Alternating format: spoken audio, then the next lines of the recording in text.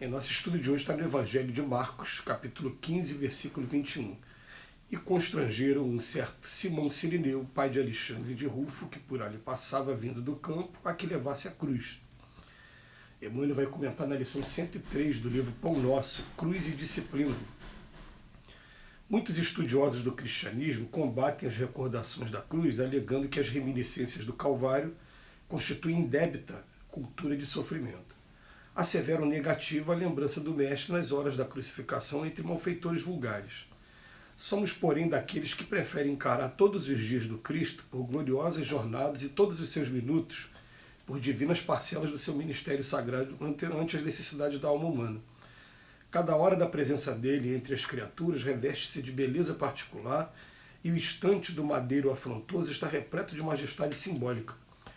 Vários discípulos tecem comentários extensos e de redor da cruz do Senhor e costumam examinar com particularidades teóricas os madeiros imaginários que trazem consigo.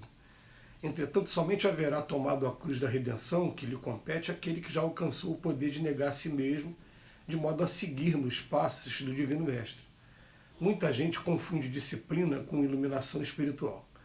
Apenas depois de havermos concordado com o jugo suave de Jesus Cristo, podemos alçar aos ombros a cruz que nos dotará das asas espirituais para a vida eterna. Contra os argumentos quase sempre ociosos dos que ainda não compreenderam a sublimidade da cruz, vejamos o exemplo do Cirineu nos momentos culminantes do Salvador. A cruz do Cristo foi a mais bela do mundo, no entanto o homem que o ajuda não o faz por vontade própria, e sim atendendo à requisição irresistível. E ainda hoje a maioria dos homens aceita as obrigações inerentes ao próprio dever, porque a isso é constrangido. Pois é, Emmanuel começa trazendo a informação para a gente de que muitos estudiosos do cristianismo não gostam de abordar muito essa questão da crucificação.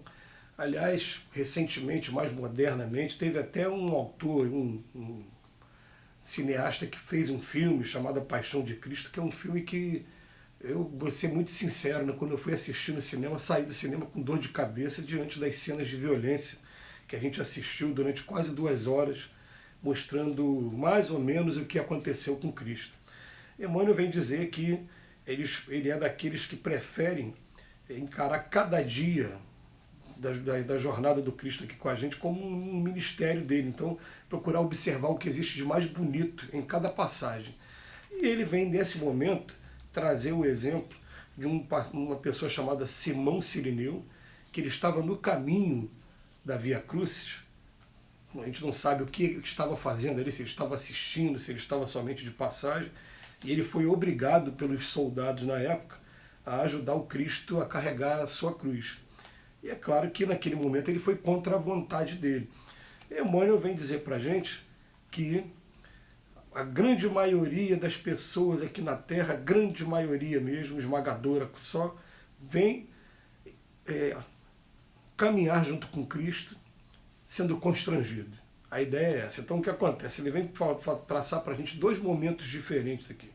Um momento é quando você realmente reconhece na história do Cristo, e isso qualquer pessoa com um mínimo de bom senso para ler de maneira imparcial a história do Cristo e se encanta com a história do Cristo, porque a gente sabe que é uma história de uma pessoa que nasceu no meio do povo, sem grandes pompas, sem fazer parte da aristocracia da época, sendo um plebeu mesmo, sendo um peão de obra, porque o carpinteiro na época era o que trabalhava na construção civil da época, e de repente ele se transforma nesse ícone todo, de luta pelos direitos, de atender aqueles que estavam doentes, que estavam, entre aspas, endemoniados, né, que estavam perseguidos espiritualmente.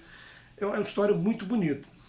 Mas o que ele vem dizer para a gente aqui é que a gente aceita, a gente, com todas as letras, gosta de dizer para todo mundo aí, né, eu sou cristão, e na verdade o que você faz para você demonstrar que você é realmente cristão? Você só reconhece ou você realmente caminha com ele, pratica? E são vários outros momentos que ele fala para a gente: ninguém não vem ao reino de Deus apenas dizendo Senhor, Senhor. Só vai para aquele reino aquele que pratica as suas leis.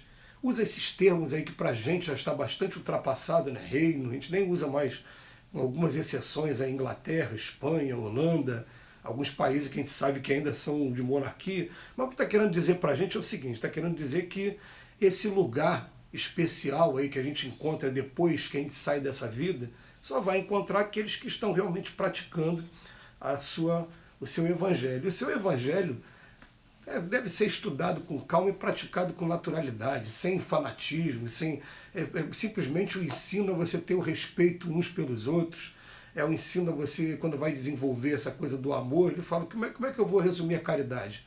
Benevolência para com todos é quando você acaba com todo e qualquer preconceito que tenha dentro de você, começa a entender mesmo, fazer uma análise profunda de você mesmo. Tem preconceito com o quê? Meu preconceito está onde? É preconceito racial? É preconceito social? É preconceito sexual? Aonde está o meu preconceito? Enquanto tiver esse preconceito, eu não estou tendo benevolência para com todos. Perdão das ofensas. A gente vai aprendendo com a doutrina espírita, principalmente, que o perdão, ele tira uma tonelada das suas costas. Eu gosto de usar sempre um exemplo, né? Um dos livros mais cultuados da doutrina espírita, que é o Nosso Lar, já virou até filme aqui no Brasil, conta a história de um rapaz chamado André Luiz, que ele está no mundo espiritual, quando ele recebe autorização de vir em casa, ele encontra a própria mulher dele, que ficou viúva, não estava o traindo, coisa nenhuma, já tinha casado de novo. E ele bate aquele ciúme, ele fica com raiva, e só pelo fato de ter sentido isso, ele foi parar numa região de sofrimento.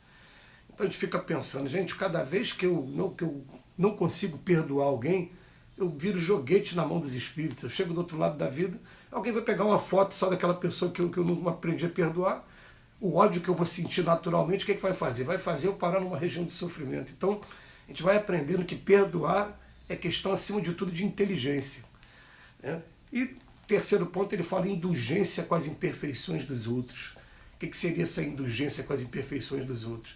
A gente entender que todo mundo tem defeito, nós temos defeito também, a gente quer que as pessoas aprendam a aceitar o nosso defeito. Tem que aprender a aceitar os defeitos dos outros. Então, enquanto a gente não consegue trazer esses conceitos para a gente está apenas afirmando aí, eu sou cristão, eu gosto de Cristo, eu acredito em Deus, mas não está praticando coisa nenhuma, está sendo apenas uma coisa formal, e é isso que Emmanuel vem dizendo para a gente. E depois ele fala para a gente, né? Haverá somente tomado a cruz de redenção que lhe compete aquele que já alcançou o poder de negar a si mesmo, de modo a seguir nos passos do Divino Mestre. Que muita gente confunde disciplina com iluminação individual, espiritual. Apenas depois de havermos concordado com esse jugo do Cristo, é que vamos poder alçar os ombros à cruz. E outra coisa, já que a gente está falando de cruz, é até interessante a gente fazer alusão também a uma passagem do Evangelho que Jesus fala, toma a tua cruz e segue-me. Em momento nenhum ele afirma assim, ó, abandona a tua cruz e segue-me. Aí a gente vai ver o que significa a cruz. A cruz vai estar significando aquilo que está sendo pesado, aquilo que está sendo, de certa maneira, um sofrimento. A gente vai trazer para a gente, para a nossa realidade, vai botar assim, ó, responsabilidade com a nossa família, seria uma cruz. Os deveres profissionais do ofício de cada um, seria outra cruz. Como a gente estudou na lição de anteontem, né? Dai a César o que é de César também, é também uma cruz. E ele vem falando para a gente, carrega a tua cruz e segue-me. É interessante a gente analisar isso também, porque tem muitos religiosos que eles acreditam que você ser uma pessoa religiosa, você tem que abandonar tudo que você está fazendo na tua vida para se dedicar àquela religião. Como assim abandonar tudo? Então você nasce com a responsabilidade de criar um filho, né? Às vezes de ajudar os pais idosos, e você vai abandonar essa cruz? Vamos lembrar que Pedro, que tomou esse nome por ser a pedra angular do cristianismo, o nome dele na verdade era Simão, né? Depois passou a se chamar Simão Pedro. Pedro tinha sogra, e Pedro estava o tempo todo levando Jesus para a casa da sogra dele. Em momento nenhum abandonou esposa, filho e família dele, mas estava ali caminhando lado a lado com o Mestre. O fato de você caminhar com o Mestre te dá até mais forças para você aprender a enxergar de maneira diferente a tua família, o teu trabalho, e caminhar dessa maneira ao lado mesmo. Então, o grande desafio que está aqui nessa lição de hoje, que é o desafio de cada um de nós, é a gente sair desse costume apenas de afirmar, eu sou cristão, eu amo Cristo, e realmente praticar todos os seus ensinamentos. E que Jesus possa estar nos abençoando sempre, nos ajudando sempre, e a gente possa estar buscando como foco para nossas vidas.